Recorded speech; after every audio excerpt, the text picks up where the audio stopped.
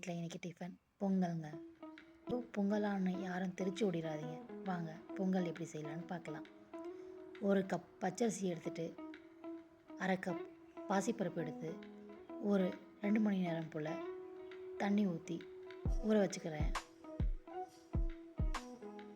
இது இப்படியே ஒரு 2 மணி நேரம் ஊறட்டும். அதுக்குள்ளே போயிட்டு ஒரு குட்டி ரெஸ்ட் எடுத்துகிட்டு வந்துடுறேன். இப்போ பொங்கல் செய்ய ஸ்டார்ட் பண்ணிடலாம். அரிசியையும் பருப்பையும் நல்லா வாஷ் பண்ணிட்டு வந்துடுறேன். நான் இன்றைக்கி 1 கப் அரிசி எடுத்திருந்தேன். 1 கப் அரிசிக்கு 3 கப் தண்ணி ஊற்றினா கரெக்டாக இருக்கும்.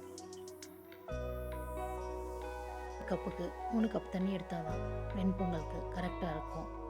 இப்போ இதை ஒரு குக்கரில் மாற்றி 1/2 டீஸ்பூன் உப்பு போட்டு குக்கரை மூடி ஒரு 4 விசில் வச்சு எடுத்துக்கிறேன்.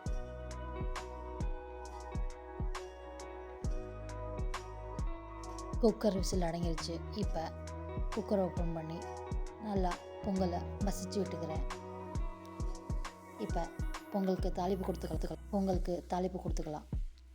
பொங்கலுக்கு தாளிப்பு தருவதற்காக ஒரு தாளிப்பு கரண்டி எடுத்து வச்சுருக்கேன். அதில் 2 டீஸ்பூன் எண்ணெய், 2 டீஸ்பூன் நெய் ஊற்றி ரெண்டும் சூடாகிற வரைக்கும் வெயிட் பண்ணுறேன். இப்போ எண்ணெயும் நெய்யும் சூடாகிடுச்சு. மிளகு ஒரு 1/2 டீஸ்பூன், சீரகம் 1 டீஸ்பூன் போட்டு இது ரெண்டுத்தையும் நல்லா பொரிய விடுறேன். இப்போ ஒரு 6 முந்திரியை 2ஆக்கி கட் பண்ணி சேர்த்துக்கிறேன். ஒரு கொத்து கருவேப்பிலையை உருவி கழுவி போட்டுக்கிறேன். ஒரு 3 பச்சை மிளகாவை எடுத்து நடுவில் கீறி அதையும் சேர்த்துக்கிறேன். இப்போ தாளிப்பு ரெடி ஆகிடுச்சு. இதை அப்படியே எடுத்துகிட்டு போய் பொங்கலில் கொட்டிக்கலாம். பொங்கலில் கொட்டிட்டு நல்லா கலந்து விட்டுக்கிறேன். இப்போ பொங்கல் சாப்பிட்றதுக்கு ரெடி ஆகிடுச்சு. இதே போல் பொங்கலை செஞ்சு சாப்பிட்டு பாருங்கள். தூக்கம் வந்தாலும் பரவாயில்லன்னு கண்டிப்பாக வாரத்துக்கு ஒரு முறை செஞ்சு சாப்பிடுவீங்க. நீங்களும் செஞ்சு பார்த்துட்டு எனக்கு கமெண்ட்டில் சொல்லுங்கள் இது எப்படி இருந்துச்சுன்ட்டு.